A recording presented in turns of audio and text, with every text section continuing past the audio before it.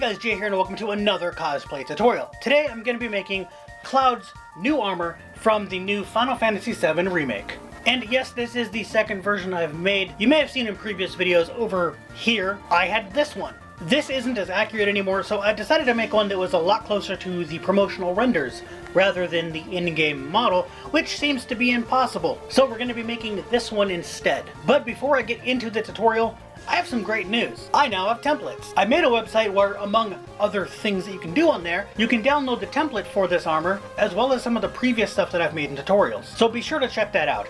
But I also have a template for the Dissidia version of this armor. So if you want to make this specific version, stay tuned to the end of the video where I'll talk about how to do all the modifications. Though the basic outline shape of the armor is the exact same as this. So you can follow the very first steps of this armor to get this shape just using the template that goes for this one. But you can also watch the rest of it as you can see what kind of bolts I use, how to cap them, and how to make the hex nuts. But then you can just skip to the end where I do talk about how to modify to this. Anyway, let's get on to the tutorial on how to make the new armor. To start, I trace a pattern that I made onto some 10mm EVA floor mat. The pattern has 3 holes into it marking where all the bolts will go. The 2 near the top are for what will be the front half that makes up the front face of the armor, and the lower hole will be on the back face half. Then I cut it out with a hobby knife, being sure to keep the cut as close to 90 degrees as possible. Then using the Dremel to sand down any edges where my cuts weren't that great. And here are the 2 mirrored cutouts. I used a heat gun to heat up both the front and back piece, and used a homemade planisher to round off the shapes. This will make them glue together the right way without forcibly ripping itself apart. And I only do this a little bit right now because after this I use a tube the same size as the bolts to mark on the dots and cut them out. I did this after a little bit of the forming because if I did this first, the holes were too close to the edge and heat forming from the start could stretch or even tear them open, which I really don't want. Then I used the Dremel to smooth out the cuts so that it's easier for the bolts to slide in.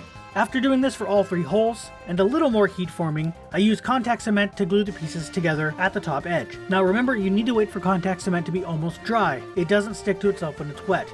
And I always use 2 coats for a stronger bond. Then once it's ready, I can put the 2 halves together. It's pretty difficult to get the seam to be perfectly invisible, so I just do my best to guide it to be as flush as possible. You can always fill it in, which is what I end up doing later in the video. Using the heat gun again, I can form the lip that's closer to the neck area. I mostly do this by pressing it against the table, but I also use my hands, just be careful not to burn yourself. To make the second layer that's under the top layer, because it's 2 layers for some reason, I use the same pattern as before to make the exact same thing, but I use 5mm Yayahan EVA foam because this layer is supposed to be thinner. It's made exactly the same way, just without the holes. Also, this won't be attached until quite a bit later. To make the detail pieces on the front and back, I freehand drew and cut out a long hex shape out of 5mm foam, then a trim and 2 inner details out of 2mm foam. Obviously I made 2 of them, 1 for each side. The one that I considered to be better looking than the other was the one I use on the front, because that's the one that's going to be seen more. I use a Sharpie to trace the detail piece so that I know exactly where to put contact cement and glue them in place. I used my previous armor to help with the placement of the small domes and mark them with a pen. This is mostly just eyeballing it and no actual measuring. Then I'm using one of the thinner sanding drums in my Dremel and pressing straight down, which will carve out a hole. The domes I'm using are wood screw caps. They go in a screw hole like for bunk beds and stuff, and the plug section of them is the same exact diameter as the smaller sanding drum, so it fits really well inside the hole. Just so you guys can see, here's what that looks like. But don't glue them in just yet. This is old footage of a failed attempt at the foam parts, but it's the only footage of the bolts that I have, so bear with me. These are plastic and they're from the plumbing section of Lowe's. I don't even have any idea what these are used for, but they're the right size, so I got them. Also, these are the same ones I used in both my previous armor and the Dissidia armor. They have a hole in the top that I need to cap, so I used the actual bolt to mark in the foam and cut it out as straight as possible so I can plug the hole and make it look like a solid bolt. Then I put some super glue around the area where the foam and plastic touch to glue the foam in place. To make the hex nuts, I have a pattern I made back when I did the Dissidia armor, and I carefully cut them out and used the Dremel to make the center smooth and round off the edges and the inner circle area. It's kind of beveled. And now I can put all 3 bolts in the holes in the armor and add the 3 hex nuts. And now you can really tell that it's Cloud's armor. Since the armor doesn't have any actual sharp edges around it, I used the Dremel to round all of it off on both layers. To fill in the seam, I decided to use some foam Mo EVA clay. I don't recommend this. Use wood filler or spackle or something. The foam Mo would not sand to the flushness that I wanted no matter what I did, and you can still kind of see where it was in the finished product. Anyway, to make the wooden domes look more metallic, I stuck them onto some painter's tape on a piece of foam and painted them black, then dry brushed them with some silver. And I'll get into how to dry brush in a little bit, but here you can see the difference. Now it's time to glue the two layers together. In hindsight, if I would have used the 10mm Yayahan foam, this would go a lot easier, because the textured side of the floor mats does not take glue very well. So first I had to add a full thick layer of contact cement, let that dry, then do a normal gluing process of 2 more coats on the textured side and 2 more coats on the black foam. And then when ready, I can carefully stick them together. Contact cement only gives you one chance, so what I do is start putting them together a little bit before they would normally be ready, so that I have some working time to move and shift them into the right positions. I used some fine sandpaper to sand down the foam mow from earlier. Like I said, this wasn't the best option. Whatever you use to fill your seam, you still need to sand it. Then I used a silver Sharpie to trace the hex nuts after putting them into the positions that I wanted them in, and then contact cemented them into place. Be careful that you don't make the nuts curve with the armor. These should imitate metal nuts, which are flat. I used blue painter's tape to mask off the bolts before sealing the armor because I'm using Plastidip, which won't stick to the plastic screws, but it also will clog up the threads and I don't want that. So the tape will stop it from happening. Then I just cover the whole thing in 3 to 4 coats of Plastidip. For paint, I used the darkest gray primer that I could find. I couldn't find it this dark or even darker in a regular spray paint, but this works just fine. To paint the detailed pieces, first I use blue painter's tape to mask them off and then use a normal black acrylic paint on them. I peel away the tape while the paint is still wet because if I do it after the paint dries, it sticks to both the piece and the tape and it'll just peel the paint right off. Just be careful when doing this. Then I carefully paint the bottom layer of the armor with the same black paint. Just be careful not to get it on the top of the armor. Now it's time for weathering and talking about the dry brushing like I mentioned. I use a large, stiff bristle brush for most of my dry brushing, and smaller brushes in places where the big one won't fit. This is to make the armor look like it's all scratched and going from the top color coat down to the metal. It's a really neat optical illusion. To do this, you wipe most of the paint off of the brush and lightly add what little paint is left onto the edges and corners. Anywhere you think would get scratched more heavily, use more strokes and make it look like more color was fading to silver. When doing the bolts, I brush up the length. You don't want to brush in the same direction as the threads, because the surface color doesn't usually get chipped inside of the threads, only on the outside. To make all the scratch marks on the faces, I just do light passes over the surface. This would look much better if I had a super old brush with missing bristles, but I don't. So this will have to do. I also hit those detail pieces at the same time so that it gives the top layer of those a nice dirty metal look. Then I super glue those wooden plugs into the holes before giving it a full black wash, making sure to get into the bolt threads, under the hex nuts, and around the detail pieces.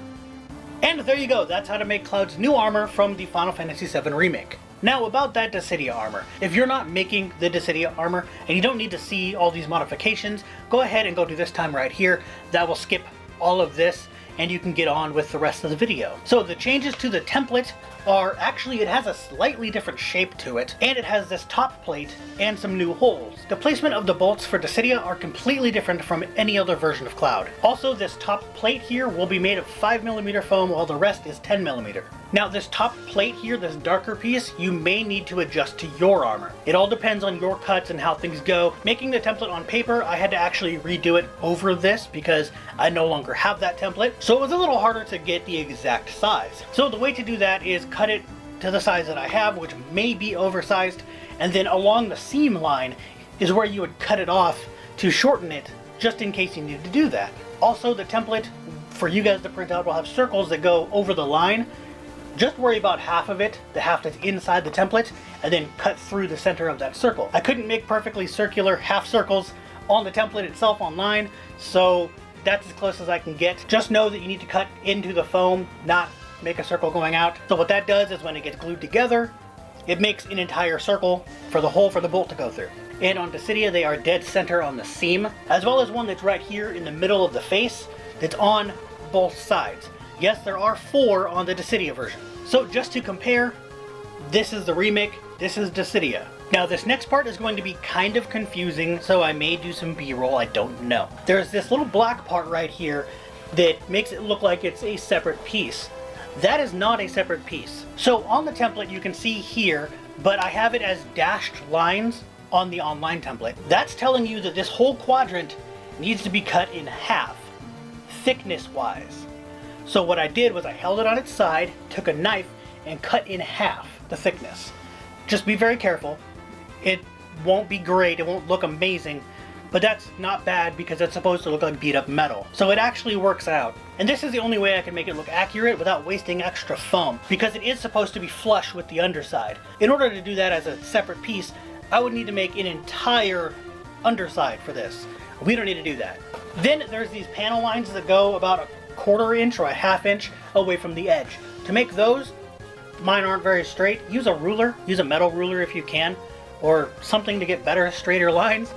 I didn't, whatever. Just use a very sharp X-Acto knife and only cut part way through. Then you can use a heat gun to open them right up. And I did that exact same thing to make all the scratch details where it looks like a blade cut through it. These gouges, I just took a knife and scraped at it.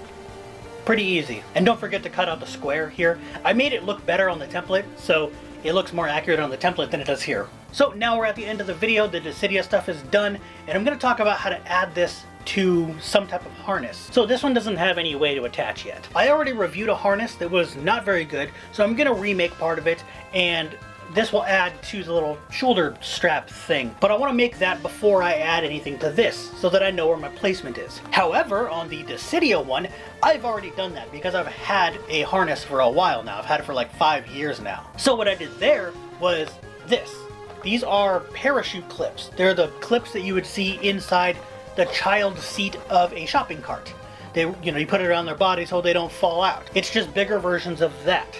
You can use whatever size you want. I happen to just have these ones that are about 1.5 inches thick, and then the other side of them is just on the harness piece. In fact, I'll show you right here. This goes this way on this harness piece, and I know that's the front because these are the front, the little buttons here. So these are the little pieces that the clips go into, and then I also cut, it's really hard to tell, but I cut a hole here that is about 1 inch wide, and I have this little flap here with a button on it. I sewed a button to the bottom side of the harness, and that keeps it so it pulls it tight up against the shoulder, so it holds it upright. It used to sag really, really low, so this holds it upright more. And you can do the same thing for the Remake armor. That's probably exactly what I'm going to do to this. Now, just so you guys do know, this underside is not painted. It's just painted kind of around the edging so that if anything shows, it won't look like that bad. But this is not painted inside here. That way I can glue things down to it so that when I do this, it all glues down. I did this after I put everything in because I already had everything, because I had old armor that connected to it. This, on the other hand, I'm not going to have that luxury. So in order to do this where I could make the tutorial in time, before I had the harness, I had to not put anything in here. So that's how you would attach it. Alright, we're finally at the end of the video. Sorry it was so long. Nothing I can do about that when I have to explain one and then do a tutorial for the other. But anyway, that's how you make 2 Cloud armors, actually. The new Remake armor from the Final Fantasy VII Remake and from Final Fantasy Dissidia. And remember, again, I have a website now that has templates for some of the other things that I've made, and they also have which videos they go to. So be sure to check that out if you want to make some of the stuff that I've made in the past, but didn't know how to make the template for. And if you like this video, go ahead and give it a thumbs up, subscribe for more, and I'll see you guys later.